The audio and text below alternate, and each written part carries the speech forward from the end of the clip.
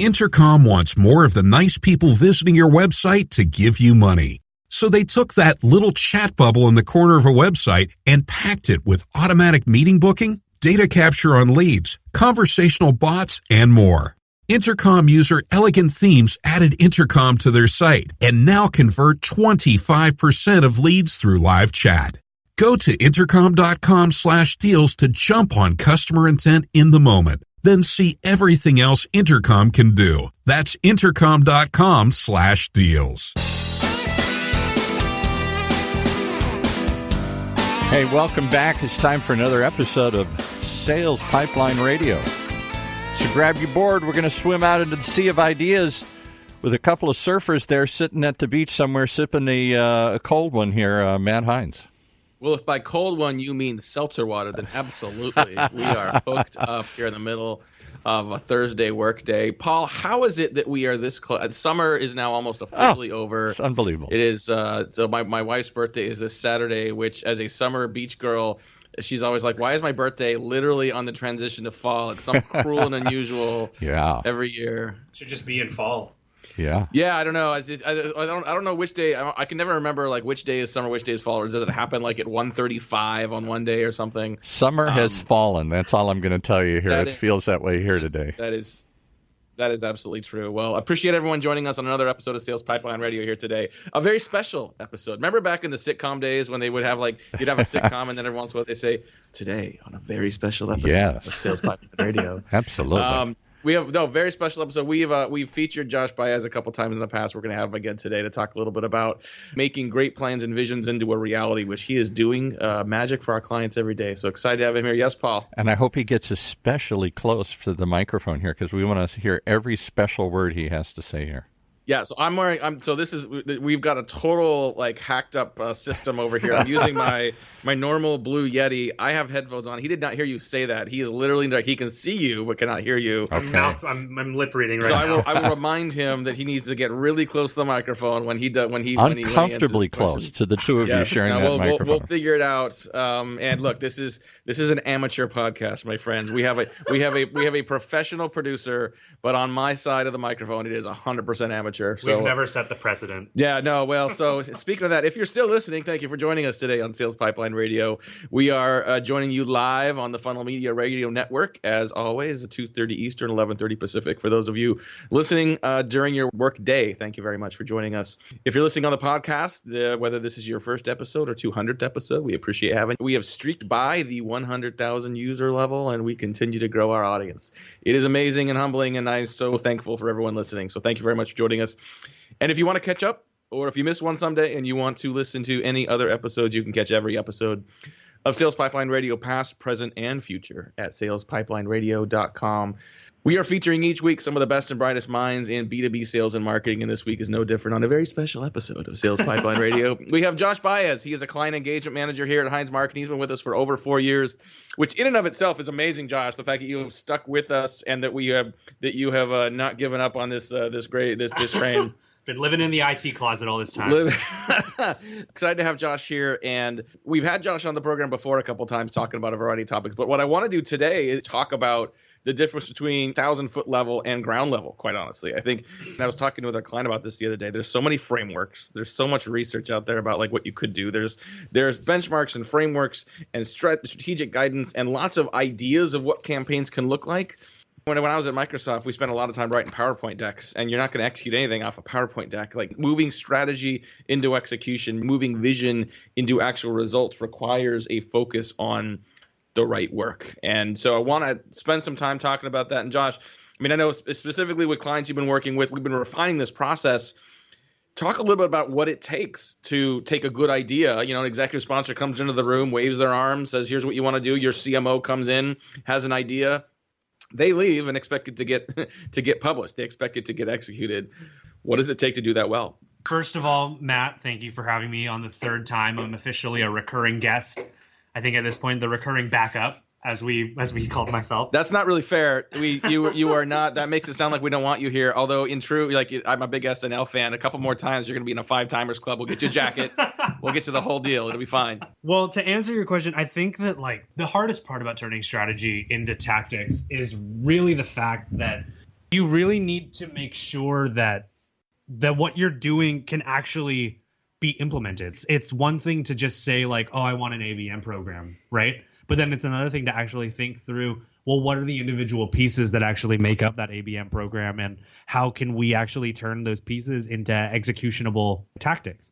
And so the way that we've started doing it, and this is a framework, like you said, it's constantly been refined over the years that I've been here and even before then. And I feel like we've come to a pretty good place with how we turn these strategies into more tactical things. One of them is that we like to build out the approach that we use. So based on, the theme or the concept that we're going for, understand, well, what's sales involvement in this? What's marketing's involvement in this? What are the different collaborative activities that each of the teams are doing? And then from there, we can then determine, okay, well, what makes sense here? Is it outbound marketing? Are we doing inbound marketing? Is this a direct mail play? Is this going to be a one-to-one sales approach play? And then from there, like, you can continue to kind of refine that and dig down deeper to really better understand, who's responsible for what. When are these different initiatives going to take place? And then from there, you can better determine your next steps.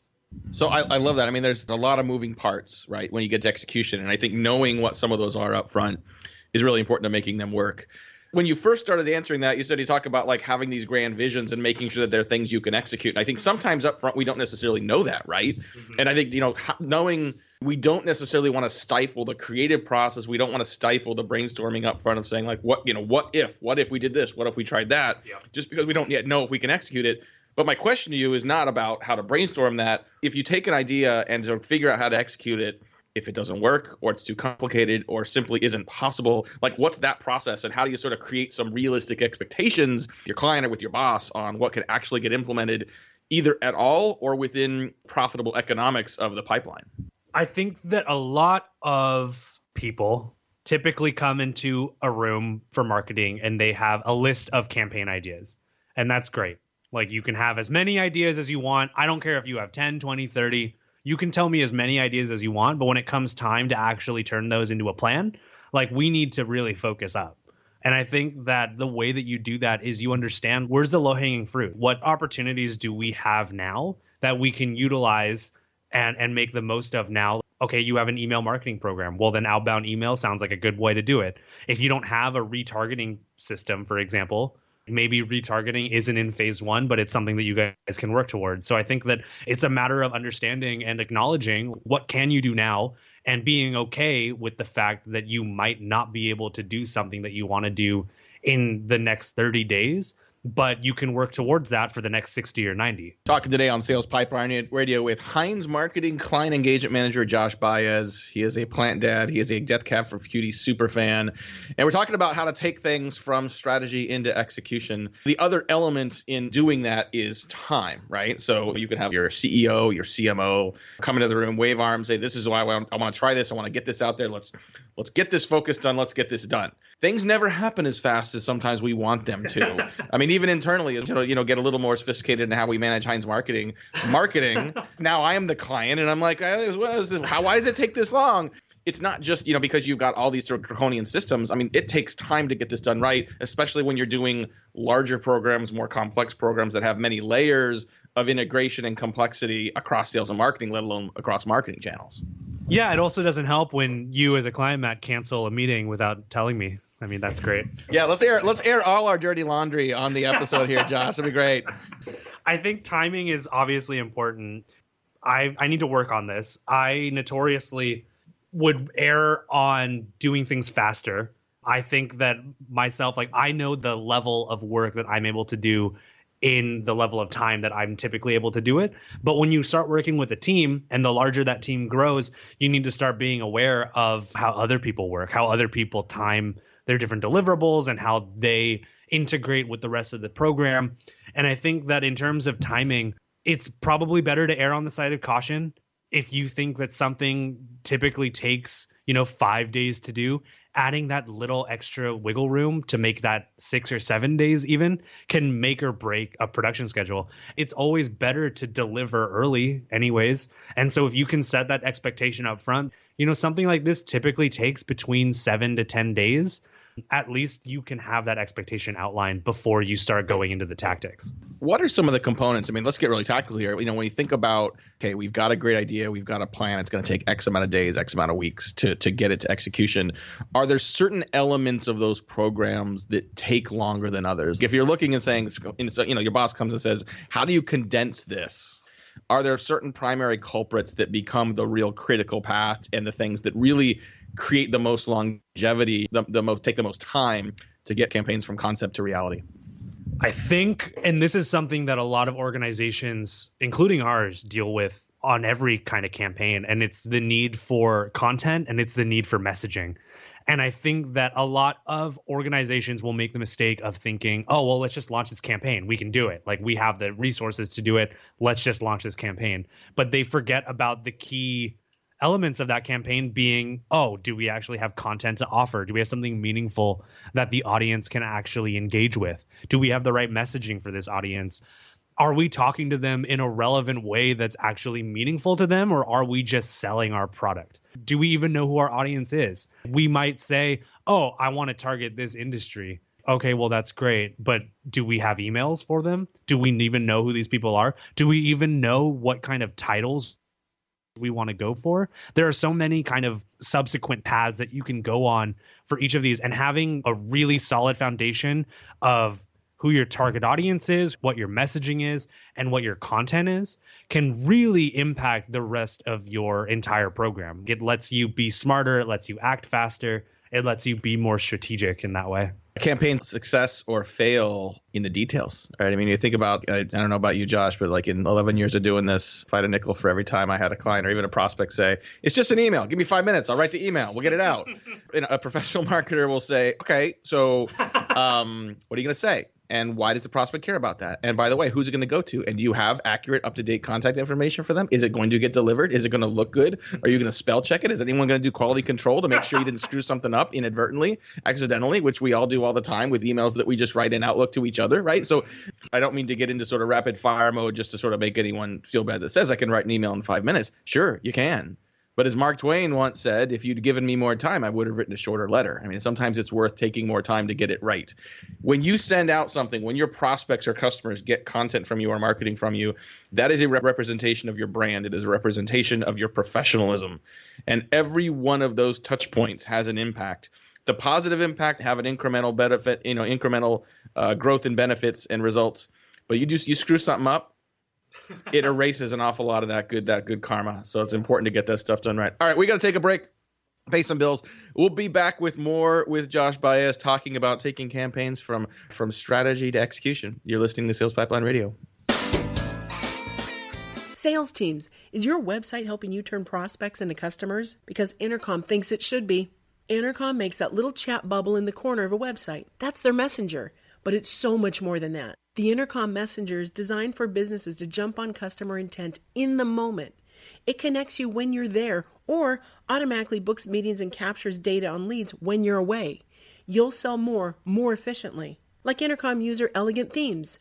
They added the Intercom Messenger to their site and now convert 25% of their leads to paid subscriptions through live chat. Just having the messenger sparked valuable customer conversations that Elegant Themes might not have had otherwise. That's Intercom's whole deal, connecting you with customers while they're on your website with timely, personal insights. Because when customers have a great experience, it's great for business too. Help your website help you land more customers, then see everything else Intercom can do. Go to intercom.com/deals today. That's intercom.com/deals. Okay, we've given Matt time enough to flip the burgers over and to refill the glasses, so let's pick up the conversation here. You think it's just a party up here all the time, Paul? That we're just enjoying ourselves. I'm hoping that you're going to share some with me because I've eaten all the beer nuts today. I've had all the pretzels, and I'm hungry. I'm ready for some. I know you're giving me good, substantial food for thought, but I need some food for the body here as well. This Saturday is my wife's birthday, and what she really wants to do is just hang out at home, relax, and her request for food was chicken wings and cheesecake. Wow. So we're doing chicken wings and cheesecake on Saturday, and then I'm basically just going to run all day on Sunday, basically, just to sort of get that back out of my system. There you go. All right. Well, thanks again for joining us, coming back to us on Sales Pipeline Radio. We've got Josh Baez today. He's our client engagement manager here at Heinz Marketing. We're talking about moving programs from idea and strategy into execution. We've been talking about doing it the right way, taking the time to think through all the details. And it's one thing to say, okay, I'm sending an email out, right? And you could say, okay, we are sending an email next. That is one channel and maybe one piece of communication. So getting that right and checking all the boxes there to get that right and do it well is one thing. But what if we're talking about a body of work campaign? What if we're talking about various channels that are integrated together? How do you actually coordinate the orchestration of all those different channels together just within marketing? And we'll talk about sales and marketing collaboration here in a second, but just within marketing channels, what are some of your best practices for getting that coordinated and orchestrated well? Yeah, it's tough. It's not an easy orchestration to do. I think that with marketing teams, there needs to be, everyone knows about the sales and marketing alignment need, but there's an even greater need for the people within the own marketing organization to be aligned. If there's even one person who's a little bit ambiguous on what they're doing and why they're doing it, it can cause a whole kind of like spiraling effect on the team, on the program. And so having that upfront communication and alignment is really key for that, making sure that people understand what they're working on, what they're responsible for, how the tactics that they're planning play a role in the larger program. That stuff is really important, and it helps to orchestrate that. When you build it all out, you say, okay, well, we want these marketing touches to go here, and we want these inbound touches to go here, and we want these direct mail pieces to launch on these dates. And if you can build a grander picture of everything that's going on in marketing, you'll have a much easier time not only making sure that your team is aligned, but when it comes time to eventually communicate that stuff outside of the marketing organization, you'll also be able to more easily show the work that you're doing in a more meaningful way. And there's a wide variety of tools that you can use to sort of drive that level of orchestration. I think, one thing that we've developed internally is what we affectionately calls it the purple grid. It is basically a really complicated spreadsheet that looks at sort of audiences and channels and campaign flights. It actually ends up being a very, very useful tool for being able to understand what's happening when, for not only for clients and others internally to see it, but also to make adjustments, right? As things take longer, things go earlier. This part worked really well, so let's keep it going. If anyone would like to see a copy of the purple grid, just email us. I mean, you could literally just email Josh, Josh at HeinzMarketing.com. We'll, I'm just inventing this right now. We'll get a redacted version of the purple grid for you to check out.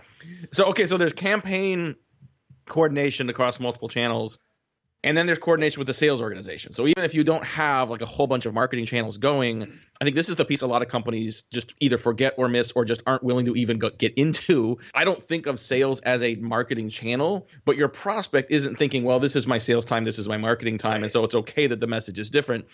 Integration of sales and marketing efforts is really, really helpful, and has been proven to drive greater velocity and conversion rate and yield of programs.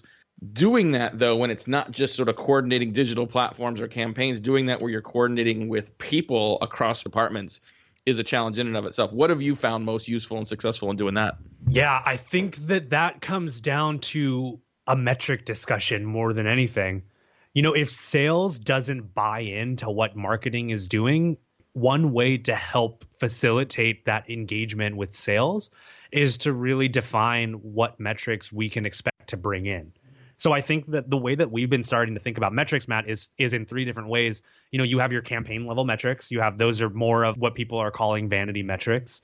You have your marketing performance metrics, which are more about how are leads being engaged at the top and middle of the funnel. And then you have your revenue metrics, which are metrics that more directly impact sales. They more directly impact the organization. And so if you can kind of tie in all of those kinds of metrics together under your campaign umbrella, I think that you'll be able to better understand where marketing plays a role, where sales plays a role, and where the handoff is between sales and marketing to better integrate between the two. Just wrapping up here in a few more minutes with Josh Baez. He's one of our client engagement managers here at Heinz Marketing. All the answers you've given so far, I mean, do they change if we're doing account-based work or if we're doing selling to enterprise organizations or selling to small business? Is there a different way that you approach execution and sort of driving and managing execution for one type of sale or one type of audience versus another? I don't think so. I mean, I think that really these are principles that we base all of our campaign work around. The way that I like to do it, with whether it's ABM, whether it's just a general go-to-market strategy, I like to use our 7 stages of predictable pipeline to help kind of organize the way that we do things. So we want to understand, kind of like what I said before, we want to understand our target audience. We want to understand our messaging. We want to understand the different channels that we're using on both sales and marketing. And then we want to be able to integrate those together and make sure that people are on the same page, that we're talking about the same thing, that sales isn't just its own arm of the organization, but sales and marketing are a single continuation of the customer journey. Because in the end, like, it's all about the customer. It's all about the user experience. I'm going to take a little left turn here and ask an unrelated question. So it's we're ending summer and it's about to become fall. And if you know anything about Josh Baez, his excitement is just going to increase day to day, week to week for the rest of the year. Josh is, I mentioned he likes Death Cab for Cutie, but he is a Christmas super fan. Oh man! And as the weather gets cooler and as we start to see more candles and we smell more pine around, so I'm going to put you on the spot here. And we've got multiple holiday traditions that are celebrated here at Heinz Marketing. What should we be doing this year that's maybe a little different? What should we be doing? Because we got plenty of time to plan now, right? It's not even, we haven't even taken down our fall decorations. Like, there's no Halloween stuff at our house. Costco may have Christmas trees, but there's none of that at our house yet. So we got time. What should we be doing in an office space to, like, just really just lean in and celebrate the year, celebrate the season? Oh my goodness. Well, this is, wow, way to really put, this is truly on the spot. Yeah. Let's see. Okay, I'm just gonna list ideas right off the top of my head. Oh, there you go. Drinking, definitely. No, that's right. That's very true. I think that drinking is probably the number one thing that you can do to celebrate. Second to that, let's just pump up the holiday music. Whatever you celebrate, I consider the holidays just festive times. From November through January 1st. Let's be honest, though, I'm celebrating now. I'm ready for October, at least, definitely for the fall. I'm with you on that. Now, usually, I think I've said this before, like on social channels, like once we get into October, like it's Halloween time. Game over. But I mean, I've got a lot of travel already planned for October, and I'm going to be secretly listening to my Christmas music on the plane. I just know some of that music is so phenomenal. Like, why do we limit ourselves to less than a month's time? That's what I'm saying. Yeah, it's just it's not right. So the question now is, Paul, like, what do you think the over under is now, especially now that I brought this up? What's the over-under on when Josh is going to haul the office Christmas tree out and get it set up? I think it's coming sooner than you think now here. I think you just opened the door.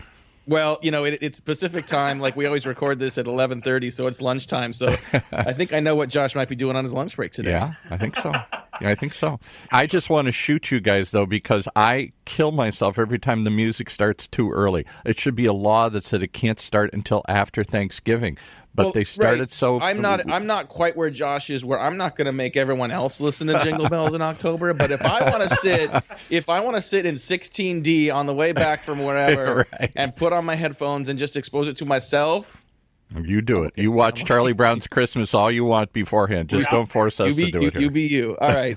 Speaking of you, thank you for listening to a very special episode of Sales Pipeline Radio. If you like this conversation. A Christmas episode early. Yeah. Yeah. No. In all seriousness, I think we're some really, really good feedback and advice from Josh on just being really focused and operational and being intentional and being realistic about how to execute programs. And if you'd like to share this with other colleagues on your team, if you'd like to force your CMO to listen to this to understand why things take some time, you will find the replay of this episode at salespipelinerradio.com in a couple days. And next week, we'll have an edited transcript of this up on Heinz Marketing as well. Got a lot of great guests coming up over the next few weeks, so make sure you continue to join us. But until then, for my great producer, Paul, this is Matt Heinz. Thanks for joining us for another episode of Sales Pipeline Radio. Well, ho, ho, ho, you've been listening to another episode of Sales Pipeline Radio. It's Christmas in September on the Funnel Radio Network.